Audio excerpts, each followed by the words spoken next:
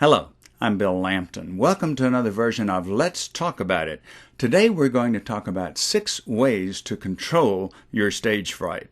Notice that I didn't say eliminate it. We never really get rid of it. Even seasoned performers like Carly Simon and Barbara Streisand stayed away from audiences for years because they didn't want to face a live audience.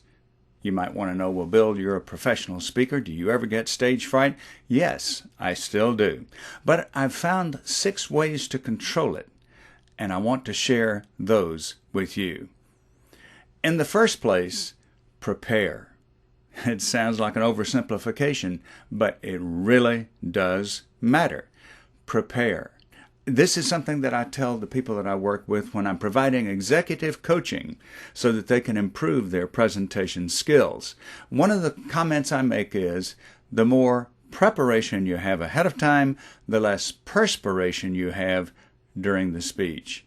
The second thing I would say is put your speaking in perspective. While the event is so important to you and seems even monumental, remember, it's really not likely to be earth-shattering. In fact, in your lifetime and mine, there are only a few speeches that have changed history. Don't expect yours to. In fact, your job will probably not be in jeopardy, nor will any other relationships, nor your reputation if you give one bad speech. Roger Ailes said, "You have 720 hours in the month. What if one of those hours is a bad speech? You've still got many other great hours in your month." Again, I would say, think about the symptoms of stage fright. Sweaty palms, your throat gets constricted and dry, you wish you could have a drink of water, your hands are trembling, your knees are shaking, your stomach is churning. But wait, think about it. All of these are internal, not external. An audience won't be aware of them. This is one of the great values of videotape.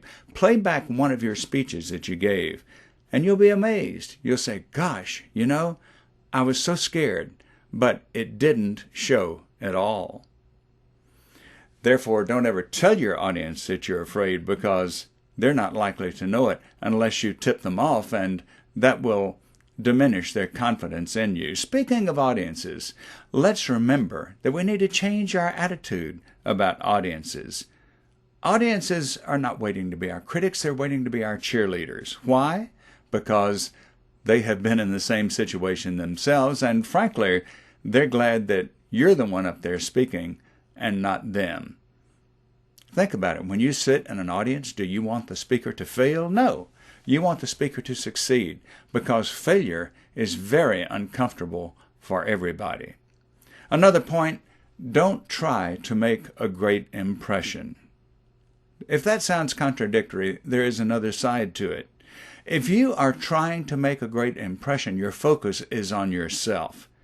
Your focus instead should be on the message and on the audience that you want to receive that message. So, don't think about, was my gesture inappropriate? Did I mispronounce a word? Did I stumble here or there? No. Think instead about the message that you want to convey to this audience. And then, too, I would suggest, remember that you as the speaker hold the trump card. If you play bridge, you know how powerful the trump card is. The trump card makes you a winner. Okay? Likewise, in speaking, you have the trump card because you and only you know what you intended to say, what you meant to say. So if you leave out something, or if you misstate a fact, don't beat yourself over the head about that. Never let the audience know that you're aware of it, because they certainly aren't. Now, take these 6 tips that I have mentioned and use them. They really work. They have worked for me and for many veteran speakers, and they will work for you. I'm Bill Lampton, and I'm glad we got to talk about it.